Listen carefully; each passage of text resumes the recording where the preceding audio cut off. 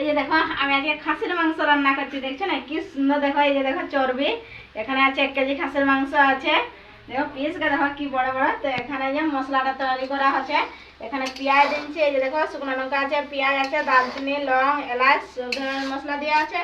এটা একটু ভাজে নিচ্ছি ভালোভাবে। তার বাদে এখানে বাটা মশলা আমি দিয়ে দেবো। এই দেখো এখানে মশলাটা সব একদম গুঁড়া মশলা দিয়ে এখানে জল দিয়ে একদম মিক্স করে নিচ্ছি। এখানে তো বাটা মশলা দিয়ে নিচ্ছি আমি, পেঁয়াজ, রসুন, আদা। তো এখানে দিয়ে নিচ্ছি আমি গুঁড়া মশলা। গুঁড়া মশলা দিয়ে লাড়াচাড়া করে ভালোভাবে এটাকে আমি এখন মিক্স করে নেব, ভাজিয়ে নেব মশলাটাকে। এই দেখো মশলা কষা আমার একদম হয়ে গেছে, দেখছো না সাইডে সাইডে কি তেল ছাড়ছে দেখো। তো কালারটাই দেখো খুব সুন্দর আসছে আমার। তো এখন আমি দিয়ে দেবো এখানে মটনটা, এখানে আমি দিয়ে দেবো।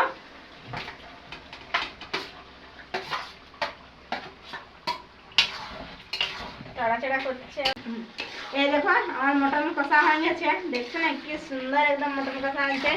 এই দেখো তোমরা তুলে দেখা আছে, দেখছো না কেমন তেল ছাড়ছে দেখো।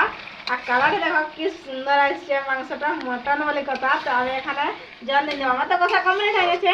তো আমি এখানে জল দিয়ে দেবো, তো অল্প পরিমাণে আমি দেবো। আমি তো অল্প আছে এটাকে ভালোভাবে সিদ্ধ করে নিচ্ছি, ভাজে ভাজে 80% রকম আমি এটাকে ভাজিয়ে সিদ্ধ করে নিচ্ছি। তো অল্প আমি এখানে জল দিয়ে নিচ্ছি। এই দেখো আমি অল্প জল দিয়ে নিচ্ছি। ফুটলে কোথায় গরম মশলা দিয়ে আমি নামকাই নেব, তাইলে আমার মটন রান্না। আমার মটন রান্না একদম কমপ্লিট। এই যে দেখছো না আমার বাটাও কমপ্লিট হয়ে গেছে। সবাই এখন খাবেন, তো সবাই লোকের জন্য বাটা নিচ্ছি কিনে এখানে।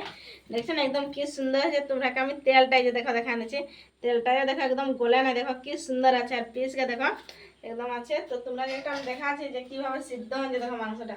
এই যে দেখো মাংসটা দেখো কি সুন্দর, খাসির মাংসটা একদম সিদ্ধ হয়ে গেছে। রান্নাটা কমপ্লিট।